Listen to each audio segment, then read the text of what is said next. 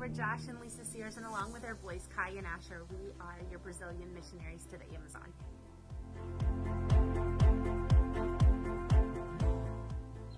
We just wanted to give you a chance to get to know our hearts, and we're so excited to be the very first Assemblies of God missionaries serving in the heart of the Amazon rainforest in northern Brazil. Manaus, Brazil is going to be our home, the largest port city on the Amazon River, and our focus is going to be reaching the unengaged and isolated communities of the northern part of Brazil.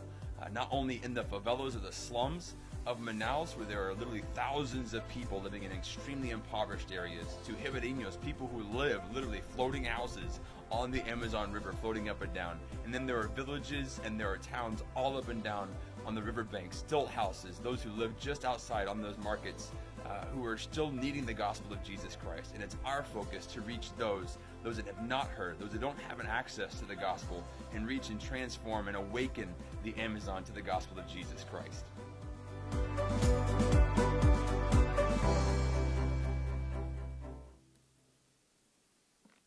All right, well, good morning. It's good to be here on a rainy Sunday in Mount Juliet. And say, Pastor Bob, thank you for the opportunity to come and share this morning. It's a privilege to be here. This has nothing to do with my message, but for some reason somebody needs to hear this morning, and so I'm going to share it with you real quick. I was reading this morning Lamentations chapter 3. Lamentations is not one of those ones you read and you're like, man, that's good stuff. You know, it's like reading Numbers. Like, man, that just really blessed me, right? Reading about all the people in Israel. Lamentations chapter 3, verse 22 says this. Forever this is for online or here. It says, because the Lord's great love, we are not consumed, for his compassions never fail. They are new every morning. Great is your faithfulness. I say to myself, the Lord is my portion, therefore I will wait for him. The Lord is good to those who hope in him, to the one who seeks him. The word for hope there is the same word we have in Isaiah 40:31 that says, they that hope in the Lord, they that wait in the Lord shall renew their strength. That word hope is kavah in the Hebrew. It's the word where we get the word rope. It means to be bound together, to be interwoven, meshed together. Those who are interwoven and bound and meshed together with the Lord, those are the ones he's good to. Those who hope in the Lord, those who are bound with him, his mercy is new every single morning. His compassions, they never fail. He is great in his faithfulness. Whoever needs that today, whatever you're walking through, get intermeshed with the Lord and watch how good he can be for you. Watch how good he is in your life. This morning, no matter how much it's raining, his compassion and his mercy are brand new today. That has nothing to do with this sermon, but that was free just for you, so I won't charge you for any of that. But as the video showed, my name is Josh. My beautiful wife, Lisa, will be here with us in second service. We have two boys, Kai, who is 9, Asher, who is 6, and we are missionaries to the heart of the Amazon rainforest in Brazil. Anybody know where Brazil is on the map? Like 3 people. It's the biggest thing south of Texas, okay? I mean, you can't miss it if you go to South America. It's like most of South America is Brazil. It's the size of the lower 48 states in the U.S. That's how large Brazil is. 220 million people call Brazil home. But today, in the nation of Brazil, there are 5 Assemblies of God missionaries for the entire nation. 5. Let that sink in. 5 missionaries for 220 million people. In a nation the size of the lower 48 states. And historically in Brazil, all of our missionaries have been down in the south, down near São Paulo. As the video said, we are going to be in the middle of the rainforest in the city called Manaus up here in the north. To give you perspective, that's the same distance geographically as Orlando, Florida to San Diego, California. Now imagine all the pastors in the U.S. working and living in central Florida, while on the other side of the nation, there are millions of people waiting to hear the gospel of Jesus Christ. That is the exact thing we face right now in the rainforest in northern Brazil.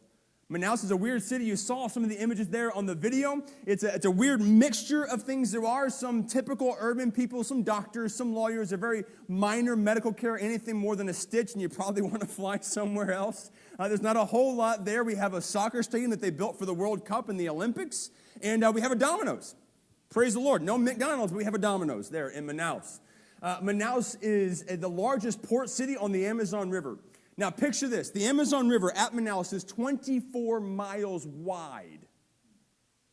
Can you imagine a river 24 miles wide? That is the Amazon at peak floods there at Manaus, Brazil. It's a city of 2 million people, and 2 million sounds like a lot of people, but as you saw, it's a very underdeveloped 2 million people. Massive slum areas they call favelas, where people are literally stacked on top of each other, crammed into a very small amount of space. Then outside you had the floating communities, people who chop down tree trunks, lay them in the water, build a house on them, and then chain them together in floating communities up and down the tributaries of the Amazon.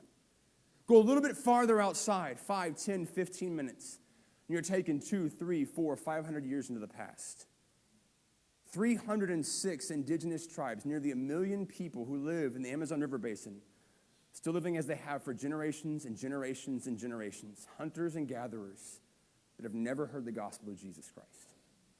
How is it possible that this is 2020?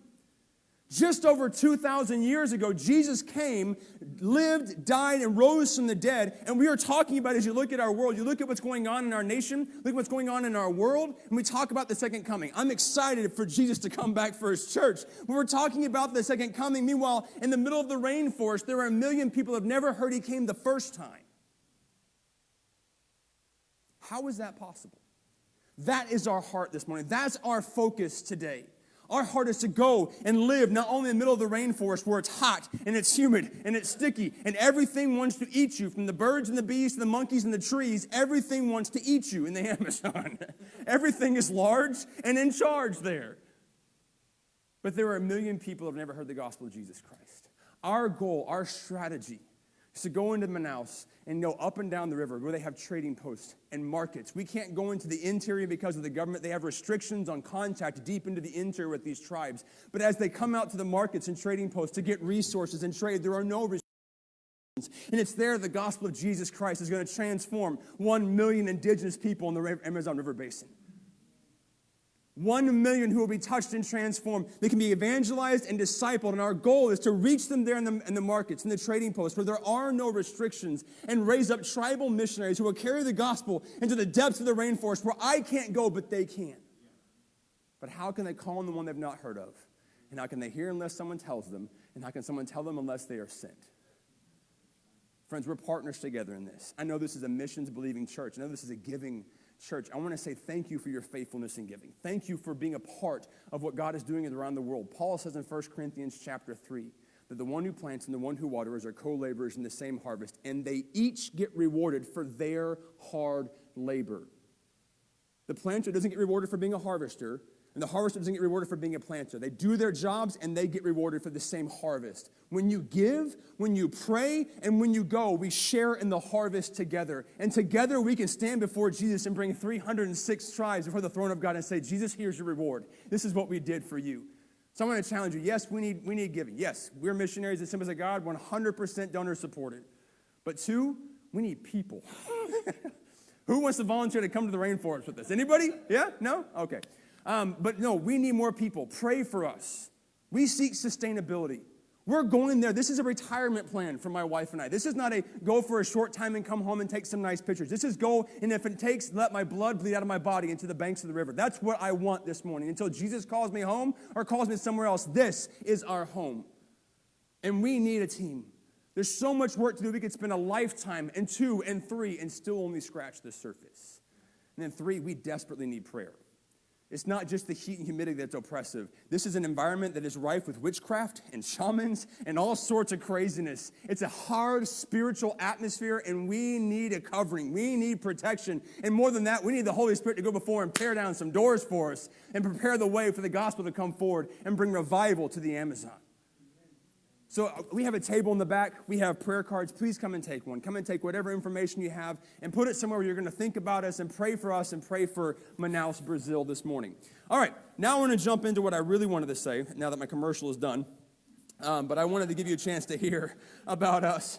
I know the pastors just started this new series called Choices, and today I'm going to jump right in with that. And the title of my message this morning is There Can Be Only One. Anybody think of Highlander when you think about that? Give yourself a big high five over your head. Thank you for the few of you that caught that reference. But, you know, we started our ministry serving in El Salvador, a small little country in Central America. And it's not a very big country, but it's absolutely gorgeous. And one of the things that we deal with in Latin America is the Catholic Church. I'm not trying to offend anybody here when I say this, okay? But the Catholic Church in Latin America is nothing like the Catholic Church we have in the U.S. They are not in any way, shape, or form close or related. The Catholic Church is very much tied into the beliefs of the systems around them. There's a lot of saint worship. There's a lot of different idols. There's a lot of different images that they worship alongside of Jesus. It's one of the things we face, very, very difficult challenges. In some communities, you couldn't even go because the Catholic priest would drive you out of town, or they would beat up pastors, or they would stone their churches. It's a stronghold in Latin America that bears no resemblance to Jesus whatsoever. Another big issue because of this, because of the intermixture, you see when the conquistadors came in and they established the church, they didn't just preach Jesus and bring change. They took the gods of the Indians, the Mayas, the Aztecs, and the Incas, and they changed their names and put a saint name on them and said, well, instead of worshiping Babalu, you can worship this guy. Okay, so they just joined it. So they began a mixture of these beliefs. In El Salvador, one of the big things we faced was that right there. The Christians, people who came to church every Sunday, had no problem on a Sunday morning coming up, asking for prayer for healing, asking for prayer for provision, and then right after church go have themselves a pupusa, some beans and rice, and then go and see the curandero, or the shaman, or the witch doctor in the community for a local cure or medicine to help them out. It was nothing new to see that. Happened every single Sunday. Come to church, get your Jesus fix on, and if that doesn't work, well, I'll go to the shaman just in case, just to hedge my bets and make sure that I'm covered so that I can get what I need this morning. That was something we faced every single day. It was not an uncommon thing. Let me give you an example. Up here on the screen, you're going to see a picture. This is called Ojo de Venado. This is a charm. It's called a deer's eye charm. This was very prevalent in El Salvador. Something we saw all the time, even in the church. This was to protect against the evil eye. So, you had a baby, you had a child who was cute or whatever. There was a thought process that if someone looked at it, there was jealousy or there was anger or bitterness in their heart, and they looked at your child, they would cast the evil eye and cause sickness and even death for your child. So to protect their children from the evil eye, they'd wear these charms. They'd go to the shaman, the curandero, they'd get this charm, put it on their baby's wrist, and we'd see it every Sunday. Little kids wearing this little red woven bracelet with a little seed on it that's supposed to protect them from something in their culture. It was extremely common, the mixture of witchcraft and Christianity. It was a constant source of struggle for us. We had to educate the people. We didn't have to tell them, we didn't have to come and make them believe in Jesus. They believed in Jesus, but they also believed in Mary and the curandero and all these witch doctors and the shamans and the spirits and the tree. They believed in everything. It was a big pantheon of beliefs. It was a matter of separating for them what was the real from the fake. That was our challenge in El Salvador. So looking in the Old Testament, Israel had a similar problem. Israel had a problem with mixing up their beliefs. They had an issue with keeping things straight. And it wasn't just an issue under the kings later.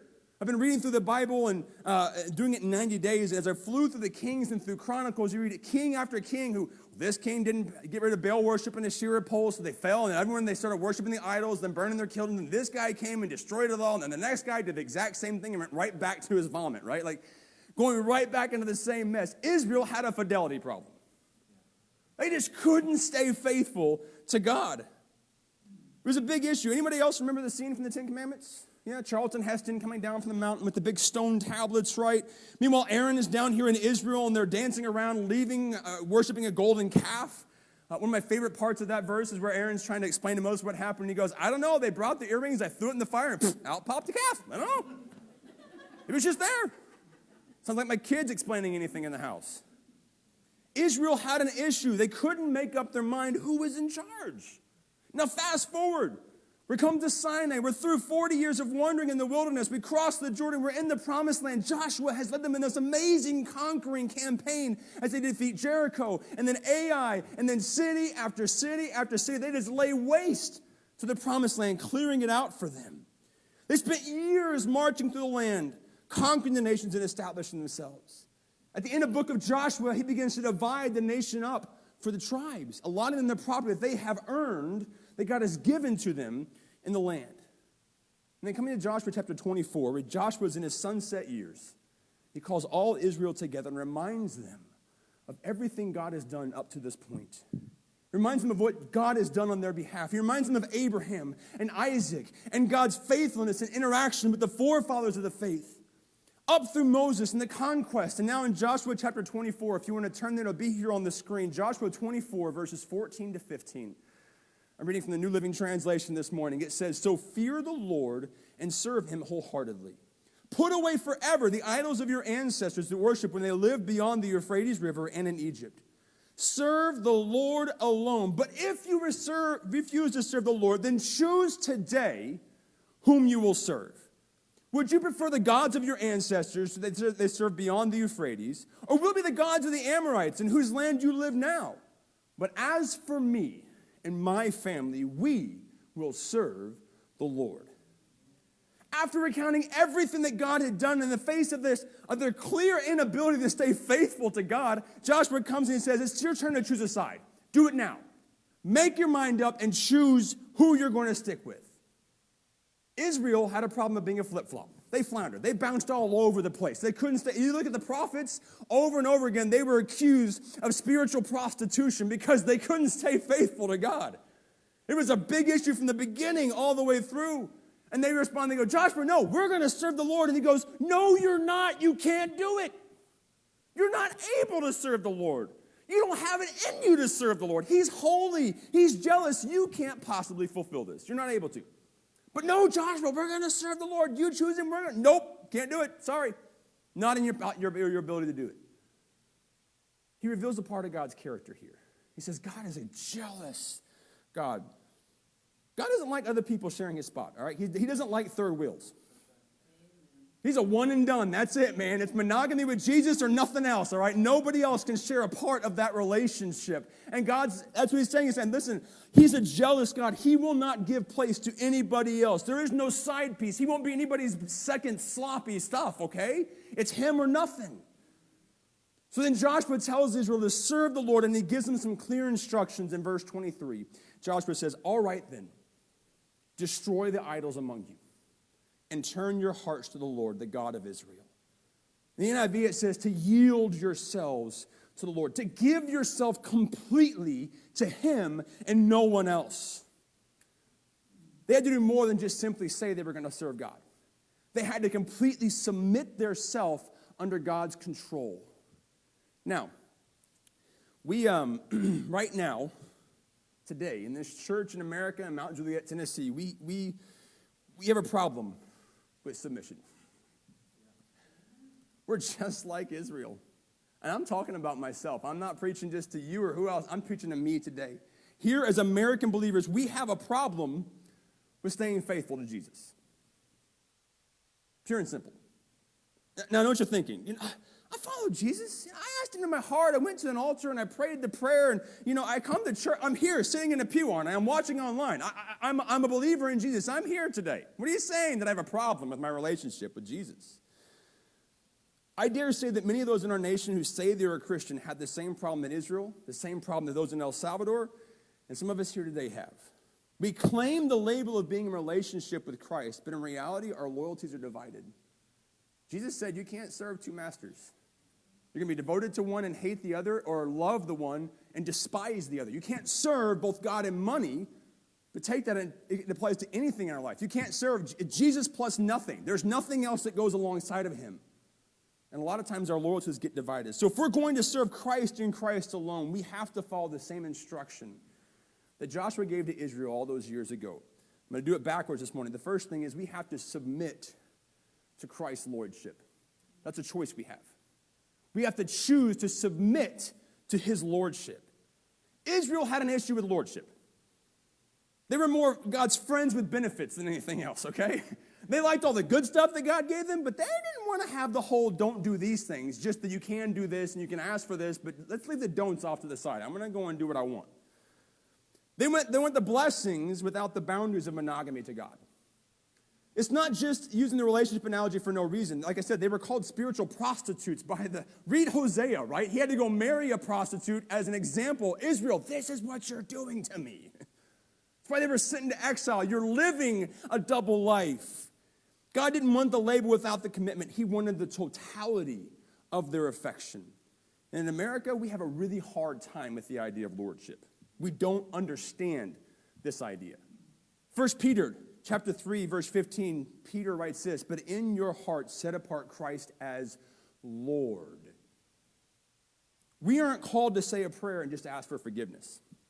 We're called to make Christ the Lord of our life. And lordship isn't something that we have a firm grasp on. We don't understand the idea of lordship. We have a lot of American ideas of what this relationship with Jesus looks like, a lot of things that we like to look at, but we don't understand the idea of lordship. So here's a few examples of our American ideas of Jesus, okay? First, we have President Jesus. Man, we love President Jesus. We believe in his platform. We wear his t-shirts. We put his hat on our head when we go get coffee at Dunkin' Donuts. We have his flags we fly from our trucks or from our front yards. We like to put his signs in our yard. We even have his bumper sticker stuck on the back of our car. Man, we're all in for President Jesus. I love his platform. I like most of his policies. The ones I don't like, I kind of ignore. Maybe he'll veto them and change them later.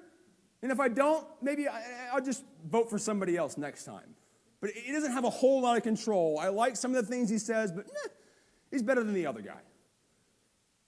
Next, we have Genie Jesus. Oh, man, we love Genie Jesus, right?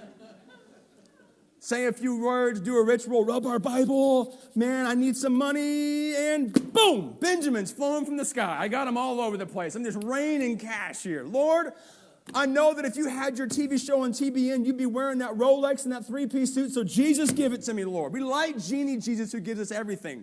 I need it, I rub it, I claim it, it's mine. I'm not branching into, we're not attacking faith here, but there's a line that we cross when we think that Jesus is just a lucky rabbit's foot that gives us everything. He's a heavenly genie that we just ask for something and boom, it's ours no matter what. What about this? This one's going to hurt. Doormat Jesus. We like doormat Jesus. He welcomes us when we come in. He's always waving at us as we're there. He's smiling. We like that when we come by, he takes the muck and the junk off of us. But in reality, all we're doing is walking all over him everywhere we go. We have a hard time with lordship. Peter says to make him Lord, and that means a great deal more than we can possibly understand because we don't understand lords. Our nation has a history of being treasonous to lords. We kick them out. We don't like tyrants. We don't like dictators, okay? But when it comes to Jesus, it's his way or the highway. There's no middle ground. There's no voting. There's no opinion. It's like I tell my kids, because I said so. That's why. That's why you do this. The word for Lord in the New Testament is kurios. And kurios means master, Lord, the one who possesses something else, the owner, the one who has complete control, a sovereign or an emperor. So you don't, to quote Monty Python, you don't vote for a king. You don't vote for an emperor. You don't have choice. They are there, and they're the end of the line. There is nothing else you have to bring to that. Lordship is totalitarian. It's his way or the highway. In a lordship, he has all the say. We have none. We don't get to veto or turn away from his ideas. It's about complete and total submission of our will and desire to the one who rules over us. And when we step into that relationship, Jesus uses, there's a lot of examples of how God works. Yes, we have the bride and the bridegroom. We have that marriage relationship. We have that friend that sits closer than a brother. But also, we tend to ignore the lordship aspect of our relationship with Jesus. We like the other ones, but we don't like the idea of lordship because in America, we like our rights. I got a constitution that says I can do that. Have you read your Bible? Just saying, I'll get on about it. Making Jesus Lord means completely abandoning our control and autonomy. He is everything. He makes the decisions. He decides the path. He controls the car. If we are a house, his name is the only one on the title. I'm not a co-signer. He owns it all. He has control. He gets to determine what happens in my life. That's what lordship is about. He's 100% shareholder if we're a business. I don't own any shares, not even half a share. He owns the whole thing. If I'm a car, he's the one driving. I'm the one in the back seat. Nothing else matters. Jesus is the beginning and the end, and that's it. Hudson Taylor, a missionary to China, said this. He said, Jesus is either Lord of all or he's not Lord at all. That's what lordship means. Israel had a problem with lordship. We have an issue with lordship. Submitting to Christ's lordship means we are the ones who bow to his will in everything. Every decision, every choice, every step is done with his will and his plan in mind. It's about control. And because of all this, we've watered down what it means to know Jesus. We bow our heads, we say a prayer, and you're in. But lordship is about so much more than a prayer at an altar. It's a daily decision of giving up total control to who Jesus is. So first, we have to submit to his lordship. The next one, Joshua says, destroy the idols. So two, we got to smash the idols. Now, I know you're saying, we don't have idols in here. We don't have idols in America. I don't have them in my house. I don't have a Buddha or anything else sitting on my altar that I go and bring food and stuff to. I don't have any idols, and that's kind of true. You may not have a gold or silver or wooden idol that you made or some effigy that you've created with your hands or bought at a little store somewhere in the middle of a shopping complex. You haven't gone to buy a statue of a god or goddess, but just because you don't have a shrine to a figure doesn't mean that you're idol-free. Doesn't mean that I'm idol-free. Our American idols look a whole lot different. You see, according to God's word to Moses, anything we put before him is an idol.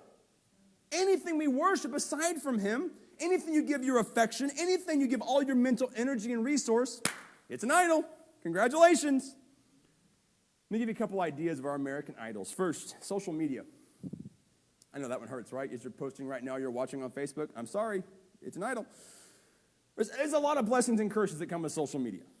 We're more connected than ever before. 3.5 billion people on planet Earth. Half of our population of Earth uses social media every day. 90% of all social media happens on a phone. On an average day, people spend 3+ hours on social media. I'm not talking about texting or a calculator, just Facebook, Instagram, Snapchat, TikTok, whatever it is. We spend 3+ hours on social media every day. Go ahead. You can go to your phone after service, go into the settings, and you can see your screen time, and it'll break it down for you. No matter if you're an Android or Apple, it'll shock you how much time we spend on social media. We don't think of it as an idol or something we worship, but in reality, we are a like and comment-driven culture.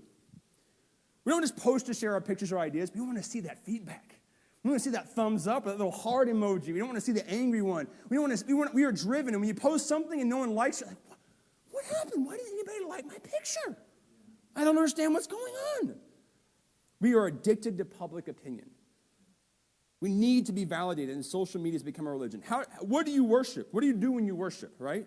We bow our heads. We quiet the world around us. We focus intently. We don't speak. Swipe, swipe, click. Swipe, swipe, click. We bow to the altar of social media, just like we would bow our heads in prayer.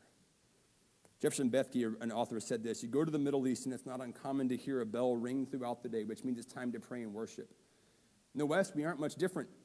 We hear the ping, and most of us implicitly believe it's time to pray and worship. We hear the bell. They get out their mats when they hear the bell. We hear the bell, and we pull out our phones. Entertainment.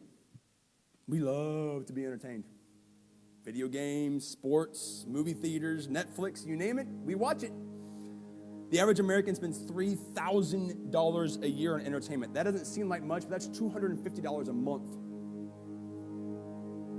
It's a lot of money spent on entertainment. Then count the time you spend on entertainment. We watch an average of 3.5 hours of TV a day. We play 7 to 12 hours of video games on consoles and now on our phones throughout the week. Not an idol? Have you ever spent 4 hours binging Netflix but didn't open your Bible for 5 minutes that day? You might have an idol. How much time and energy and resources do we put towards things that don't really matter? How can we spend $150 on a football ticket or $60 at the theater, but we're so tight we can't give to missions or give $5 in an offering on Sunday morning? Because I just don't have it, Jesus, I'm sorry. Money.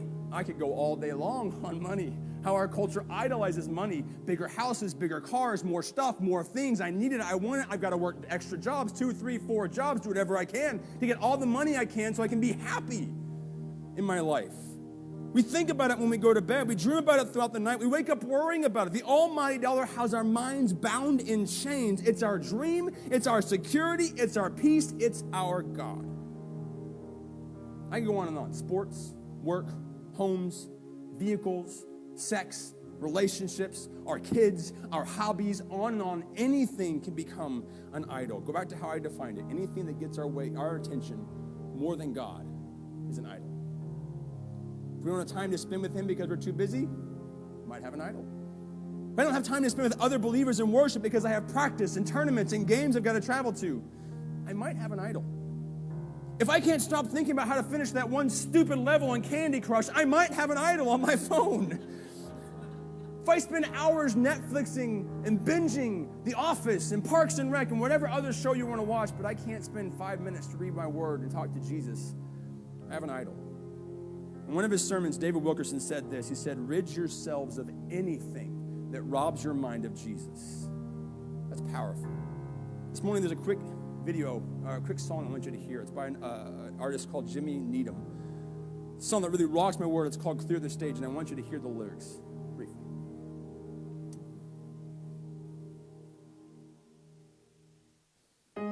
Clear the stage and set the sound and lights ablaze. If that's the measure you must take to crush the idols.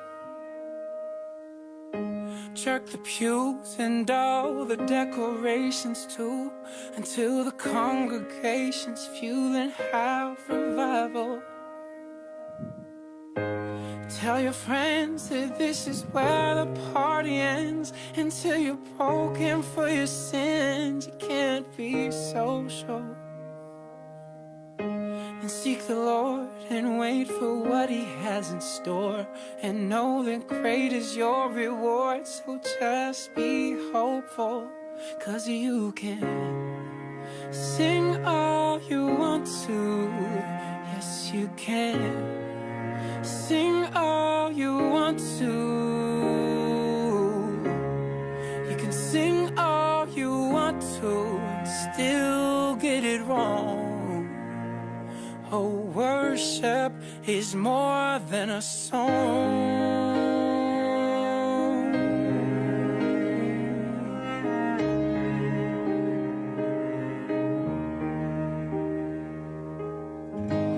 Take a break from all the plans that you have made, and sit at home alone and wait for God to whisper.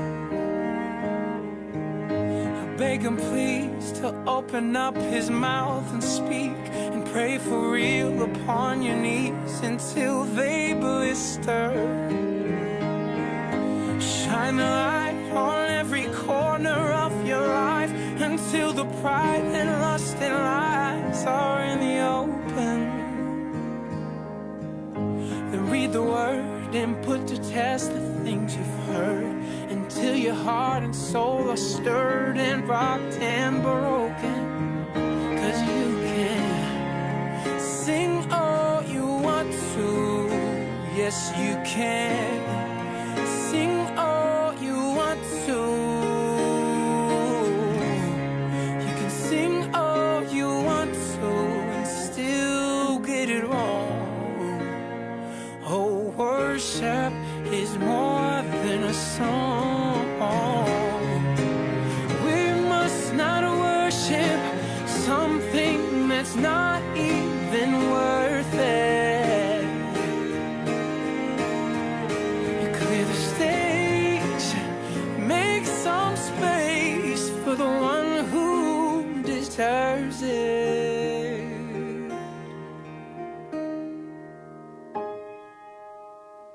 Anything I put before my God is an idol.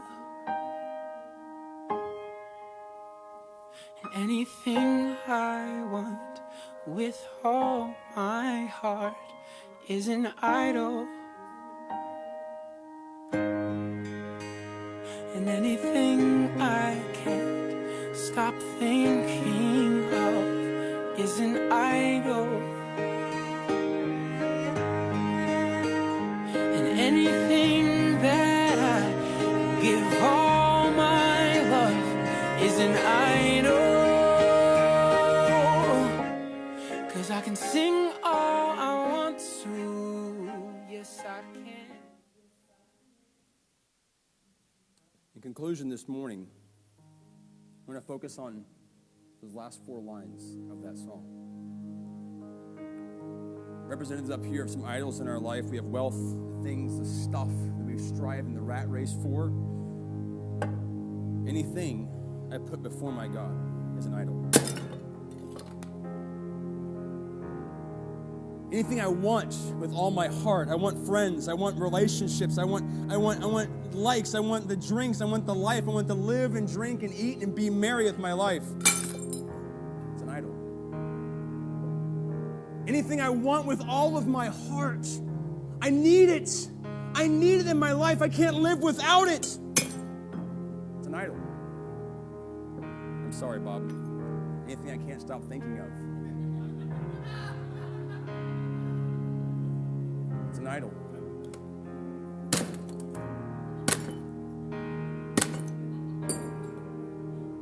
Friends, the fact of the matter is we have two choices. One choice, really. There can only be one person who's Lord of our life. My challenge today, and I'm going to close in prayer, is this. Where are you on the Lordship scale?